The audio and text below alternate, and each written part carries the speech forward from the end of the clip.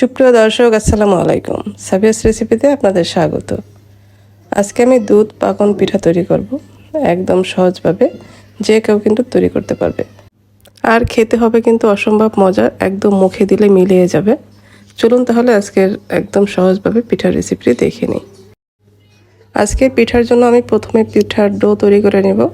এই জন্য চুলায় একটি কড়াই বসিয়েছি। এখানে আমি 1.5 কাপ পানি দিয়েছি, সামান্য পরিমাণ লবণ দিয়েছি এবং 2 টেবিল চামচ চিনি দিয়েছি।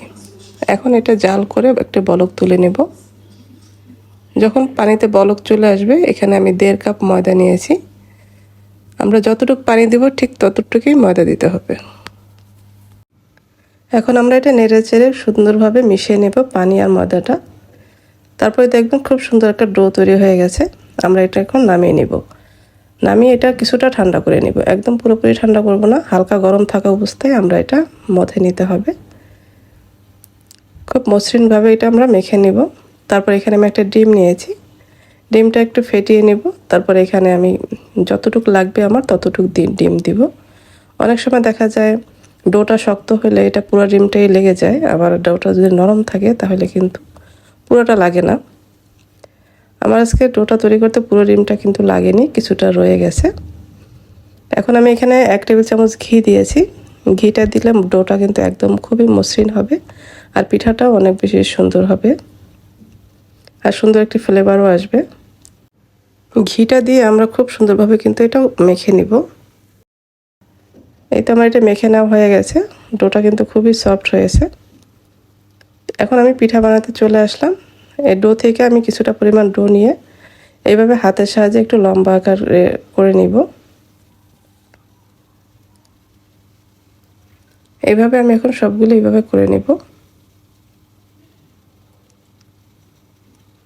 তারপর এখানে আমি একটা চিরুনি নিয়েছি। চিরুনিটা আমি কিন্তু একদমই নতুন কিনে নিয়েছি। তারপরে সুন্দরভাবে ধুয়ে নিয়েছি। তারপরে আমি চিরুনির উপরে ওই যে ডোটা এইভাবে দিব লম্বাভাবে, তারপর এইভাবে মুড়িয়ে নিব। তাহলে দেখবেন খুবই সুন্দর একটি ডিজাইন হয়ে গেছে। তারপর 2 মাথা নিয়ে এইভাবে আমরা একটু লাগিয়ে দিব। আমি আরেকটা করে দেখাচ্ছি, আপনি কিন্তু দেখলেই বুঝতে পারবেন এটা তৈরি করা খুবই সহজ। যে কেউ কিন্তু দেখলেই তৈরি করতে পারবে। এই তো এইভাবে কিন্তু আমি এখন সবগুলি পিঠাই বানিয়ে নেব। সবগুলি পিঠা আমার তৈরি করা হয়ে গেছে। আমি এখন এটা ভাজতে চলে যাব। ভাজার জন্য আমি চুলায় তেল গরম করে নিয়েছি। তেলটা খুব বেশি গরম করা যাবে না, হালকা গরম থাকা অবস্থায় আমরা পিঠাগুলি দিয়ে দিব।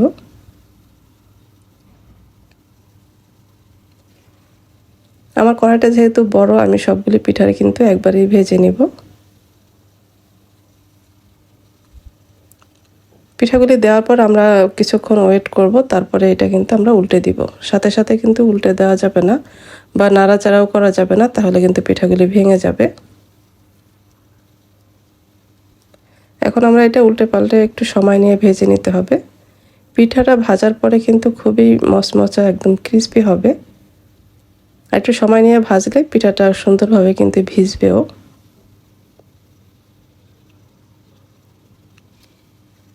সুন্দর একটি কালার আসা পর্যন্ত আমরা এটা ভেজে নেব।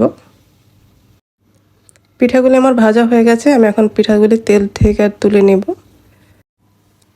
এখন আমরা পিঠাটা ঠান্ডা করে নেব। যেহেতু দুধ পাকন পিঠা, আমরা এখন দুধের প্রিপারেশনটা করে নেব। এখানে আমি 1 লিটারের মতো দুধ নিয়েছি। 1 লিটারের চেয়ে কিছুটা কম হবে। তার মধ্যে আমি 1/2 কাপ চিনি দিয়েছি। মিষ্টিটা আপনারা পছন্দ মতো দিয়ে নেবেন। তারপর 2টা এলাচ দিয়ে দিলাম সুন্দর একটি ফ্লেভারের জন্য। এখন দুধটা আমরা একটু জাল করে নেব। খুব বেশি জাল করা যাবে না, ঘন করা যাবে না, তাহলে কিন্তু পিঠাটা ভিজবে না। 2-3টা বলক আসলেই আমরা এটা চুলাটা বন্ধ করে দিব। বন্ধ করে কিছুটা ঠান্ডা করে নিব। পুরোপুরি ঠান্ডা করব না, হালকা গরম থাকবে। এই অবস্থায় আমরা পিঠাটা দিয়ে দিব। পিঠাটা ঠান্ডা থাকবে আর দুধটা হালকা গরম থাকবে। এই অবস্থায় পিঠাটা দিয়ে আমরা 2 ঘন্টার মতো রেখে দিব। দেখেন 2 ঘন্টা পরে ফিরে আসলাম। আমার পিঠাগুলি বেশ বড় বড় হয়ে গেছে কিন্তু। এখন আমি আপনাদের পরিবেশন করে দেখাচ্ছি। এই পিঠাটা কিন্তু খেতে খুবই মজার হয়। যারা পিঠা পছন্দ করেন তাদের ভীষণ ভালো লাগবে এটা। এই তো আমার তৈরি হয়ে গেল দুধ পাকন পিঠা। আশা করছি রেসিপিটি আপনাদের ভালো লেগেছে, আর ভালো লাগলে লাইক, কমেন্ট এবং শেয়ার করে দিবেন। যারা আমার রেসিপিগুলি ফেসবুক থেকে দেখেন, পেজটি ফলো করার অনুরোধ রইল। আর যারা ইউটিউব থেকে দেখেন চ্যানেলটি সাবস্ক্রাইব করার অনুরোধ রইল।